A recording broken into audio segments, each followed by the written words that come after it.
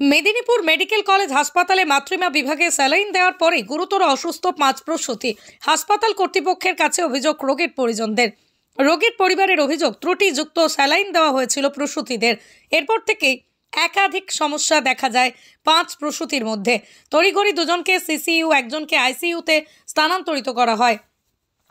উল্লেখ্য, গত বছরের নভেম্বর মাসেই কর্ণাটকে 4 প্রসূতির মৃত্যুর ঘটনা প্রকাশ্যে আসে। অভিযোগ ওঠে ত্রুটিপূর্ণ RL বা রিঙ্গার লেক্টেড স্যালাইন দেওয়া হয়েছে প্রসূতিদের শরীরে। এরপরে রাজ্যের একাধিক জায়গায় RL স্যালাইন নিয়ে নানা অভিযোগ সামনে আসে। এবারই ফের অভিযোগের কেন্দ্রবিন্দুতে সেই রিংয়ের একটি স্যালাইন। বৃহস্পতিবার সন্ধ্যায় হাসপাতাল কর্তৃপক্ষের কাছে গোটা বিষয় নিয়ে তদন্তের দাবি জানিয়ে লিখিত অভিযোগ জানিয়েছেন রোগীর আত্মীয়রা। যদিও এই বিষয় নিয়ে এখনো পর্যন্ত কোনো প্রতিক্রিয়া পাওয়া যায়নি হাসপাতাল কর্তৃপক্ষের তরফে।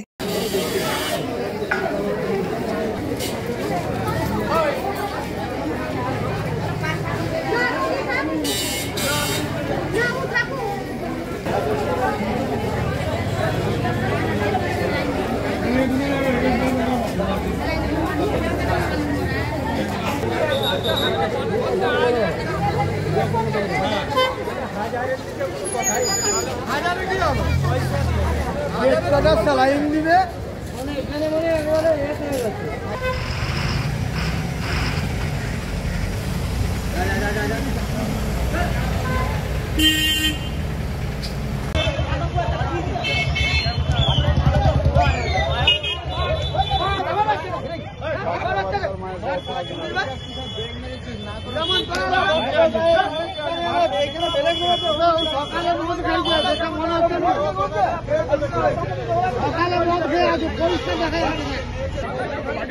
কালকে 5:30টার দিকে আমার স্ত্রীর এখানে সিজার করে বাচ্চা উঠানো হয়েছে।